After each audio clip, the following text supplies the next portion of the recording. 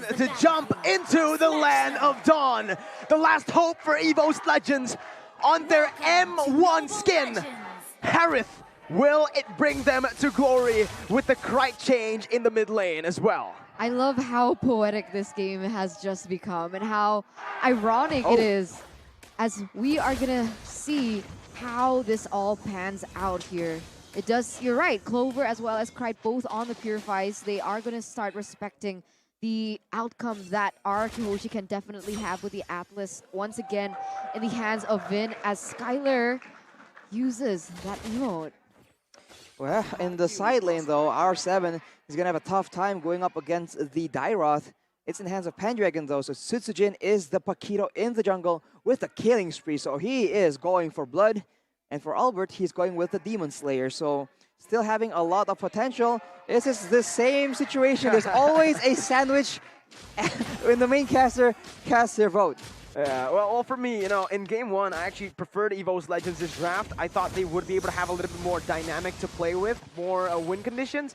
But in game two, at this point, it's the last hope for EVOS, right? If they lose with their signature Harith, with Krite stepping in, it's over. We'll see how this pans out. Dreams already trying to put pressure onto RRQ HOSHI. Unfortunately, for the moment, they still have not been able to get anything on the board. But we see that Vin has forced the flicker earlier on, right before the turtle fight in that bottom side. For now, I think EVOS Legends still has the control. They have more burst damage potential, and RRQ, they'll be waiting for later on. If Albert doesn't get shut down though, he'll be able to have a lot of targets, but now Vin is the one getting pummeled. 2 games in a row, it's Sutsujin getting the first blood onto Vin. I don't know what Sutsujin has against Vin personally, man, but he always seems to be able to get that first blood. Even back then in the El Clasico, first time around, Sutsujin first onto the turtle. RRQ with no response just yet. It seems like EVOS Legends will be able to pick this up. But look at that, Albert jumping in, goes in for the Retribution. Will be able to find it again with the style as Cult Ulcer is going to be placed there. It's going to be R7 picking up the kill. Pendragon taken low, Krite in the midst of it all. Doesn't have the black shoes anymore. Will fall as well to the hands of RRQ HOSHI. 2 members taken down as RRQ HOSHI once again with the upper hand. We do see Skylar going 1v1 against Clover, but punish, now though. He's gonna get taken down, and that is another pickup on the board for RRQ HOSHI, solidifying their gold lead to 2,000. They go for burst damage composition against a Faramis. This is exactly what the new cult, well, I call it the new cult altar, but without an abundance of HP, it just nullifies a lot of burst potential, and that is exactly what EVOS Legends need to do for their win condition. So I don't know about this. Lilia is the only real threat, I feel like, for RRQ HOSHI, but they have assassins on their team, so Krite is going to have a very difficult time trying to output that damage without being bursted down. But honestly, what do you guys think about the Harith and the Beatrix matchup in that gold lane? I honestly feel like it's a stalemate. Both of these members are going to be able to farm all right. What Harith needs to do is look for all-ins once he gets level 4, but with RRQ's mid lane pressure, I don't see that happening. I don't see the Harith able to go for those all-ins. He did try to go for all-in earlier, but it was under the turret first of all, and then he got punished by the roam, so it's just a tough spot here as RRQ. They're looking for a dive most likely, but no, they make a play in the mid and side. Oh, whoa, what's going on? Bottom side actually with Pendragon. Dreams is able to find a kill, a good trade on the board as they notice RRQ rotated up top. Pendragon getting a little bit of gold there from the turret. And for Albert, just jumps in, trying to zone him away. We'll be able to pick up the XP as well. Because now we're going to slow down the tempo because RRQ, they're not really looking for anything too crazy. Clover, whoa, very aggressive play. Has the Purify, has dished out a lot of damage onto Skylar. That's actually a really good amount of damage placed in by Clover on the M1 skin. EVOS Legends, they don't have a lot of their resources though coming into this fight, so RRQ HOSHI, they do have the better chance of securing this turtle. Let's see, RRQ better set up. Albert picking up the Retribution, and look at that. Krite able to get out with the Purify and the black shoes, but it's still going to be Sutsujin taken out. 1,600 gold lead for RRQ HOSHI, really solidifying their control in game number 2. Just like you guys can grab food using the Grab discount 90%. Scan the QR code to get your 90% discount. As back in the game here, doesn't seem like Clover is having too much of a good time. Right, Beatrix is just way too flexible, so depending on what you're trying to do, Beatrix can select a different weapon and try and match what you're doing here. So with the Zaman Force being popped up, all Skylar has to do is back away and poke again at him with the Renner. So it's very difficult, but RRQ HOSHI, be careful about the EXP lane right here. That is where EVOS Legends is putting a lot of their attention at. They have to shut him down. We all know how much damage he can actually do if he snowballs. Right now, he is behind, and you saw how much damage he was able to do with just one Zaman Force. And I think RRQ are making the right decision. Playing around the Beatrix Dream though. Going in again, R7 not having a good time at all on that bottom side. EVOS are doing exactly what RRQ are doing towards Clover. Mirror plays for both teams right now, and right now we can see that R7 already taken down twice in a row. But oh my god! Right, has the black shoes. Can get out. It's very scary because Skylar has a BOD now. I think if he had it just now, it would have been a bit scary, man. Only if he had the right weapons, or Wesker. there was a bit of a miscommunication there, because I didn't quite see the ultimate get popped up, but with a BOD, there's going to be a lot of damage from now on. But of course, Calamity Reaver completed for Clover as well, so he will need to be focused down in these bigger fights. And Albert is still going for the War Axe, getting a bit more stacks, a bit more movement speed. He likes this playstyle a lot more. Well, Clover already going to go with the Zaman Force onto the turret. This is what you want to expect for this pick, but the waves were cleared out. Now, top side though, Dreams again with the dive, looking for it. R7 pops the sprint, no Petrify for Dreams, so there's not going to be that kill pressure that they usually have in though. Or are they going to go in onto Krite? Maybe trying to force out that Purify. A good snipe, almost taking down Krite. Skylar on point as usual, but it will just be another opening for RRQ to look for the neutral objective. Wow. Right now the side lanes very much favor EVOS Legends, but as a result, they're really neglecting their mid laner.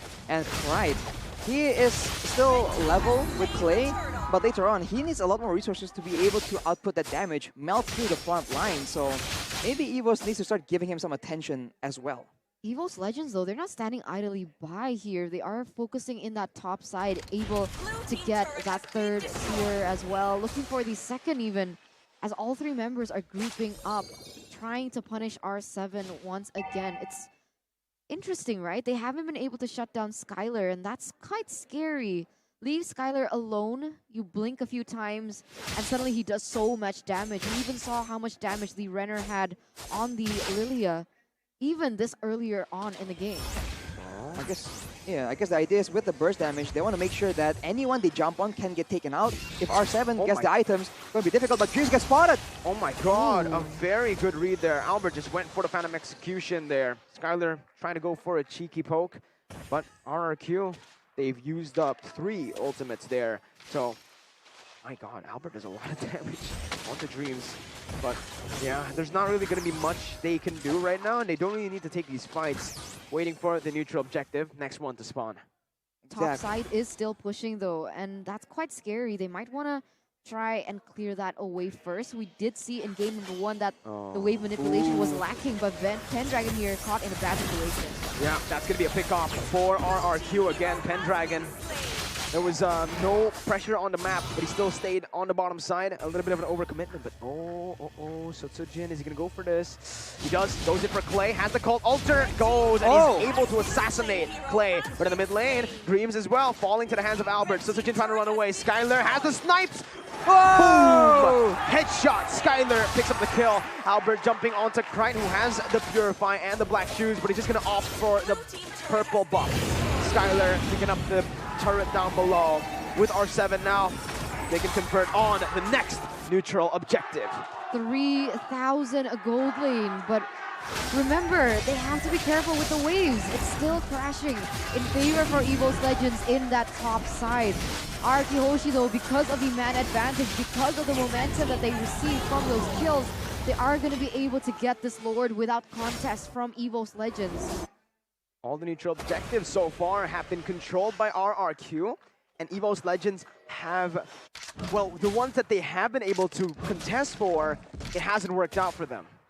I think they're going to be forced to use one of the big the big pickoff potentials to try and take out Vin on that Atlas. They don't have the same kind of tankiness to try and look for info to scout out the area, so they need to try and delete him and get, I don't know, get equal that way instead. Because otherwise, it's all Vin just walking ahead and pushing everyone from EVOS Legends back. In the back line, though, we do see that Dreams, he's waiting for a very specific moment. It might pay off here, but oof. Oh no, Sutsujin caught out. Oh my god, immobilized, instantly knocked up. Sutsujin a bit too greedy with that flank.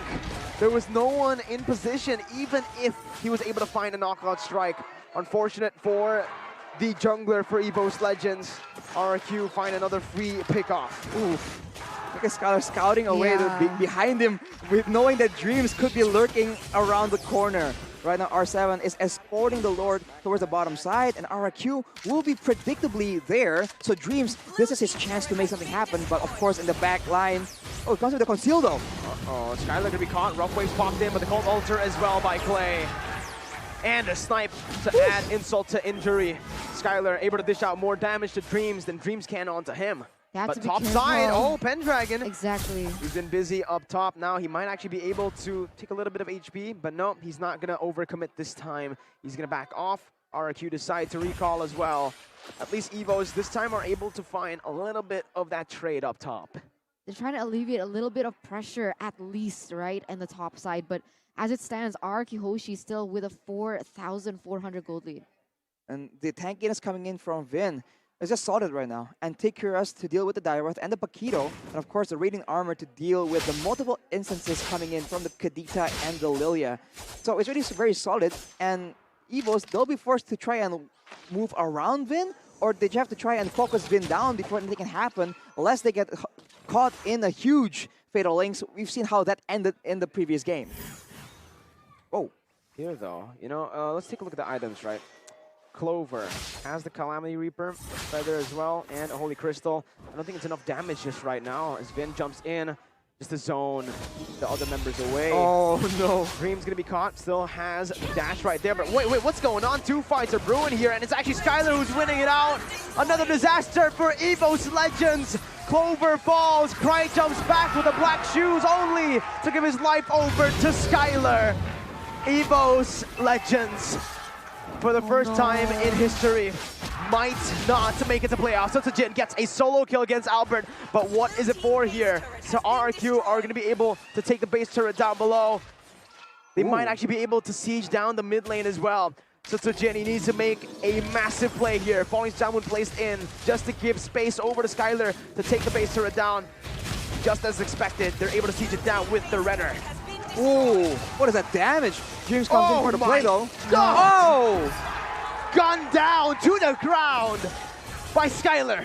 Dreams taken down just like that, and this is going to give RRQ HOSHI a bit more momentum in terms of that Lord. 2 seconds left on the clock for Albert to spawn, as Sutsujin already taken very low, being zoned away by the damage coming in from Skylar on the Renner. EVOS Legends forced to flee, forced to fall back, forced to retreat, as RRQ HOSHI once again able to secure this next Lord. 2,700 damage on a single shot. What is this quote-unquote nerfed Beatrix, man? I told you it wasn't really nerfed. Even on the Nibiru, Krite, he gets taken out in 2 hits. Yeah. Only 2 hits and he's gone. You know why? Nibiru got buffed. No so way, yeah, dude. They nerfed the Renner. They nerfed the damage from Renner. Quote-unquote nerf. Yeah, but they added a little bit more. The hitbox is bigger. For Wesker, they nerfed the hitbox, but they added damage. So again, that's why I was kind of curious. Oh my god, it's another snipe onto Krite. But that was why I was curious. Why is Beatrix not being picked up here? Right now, Skylar's proving that, even after the nerfs, it's still very much viable, especially when you get to those item power spikes. You can see EVOS Legends trying to alleviate the pressure in that bottom side. They're looking for a flank. They're looking for a miracle run here as EVOS Legends forced to defend. Let's see. 3 base turrets taken down. That's going to be actually the spawn force. Popped in. Vin goes in. Able to find Sutsujin. Pendragon again going in. Dreams trying to go for the miracle play. Clover cannot do anything. It's an absolute disaster. RRQ secure upper brackets. They also knock their bitter rivals down to the ground, pounding them. No mercy.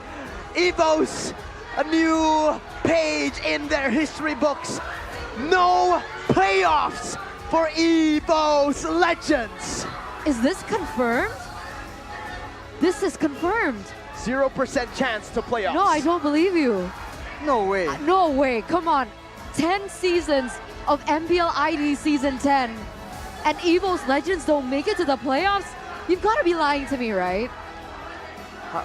How the mighty have fallen. This is a somber day for EVOS Legends, man. RRQ, they're triumphant, but you have to feel for their opponents. EVOS Legends, they tried their best. They made it close, but in the end, it doesn't even matter. Half-season champions taken down by the Season 9 champions. RRQ HOSHI, they're gonna bow to the crowd as they secure upper brackets. They say, see you at the playoffs. Not to EVOS though. Man. Oh, this is so hard. This is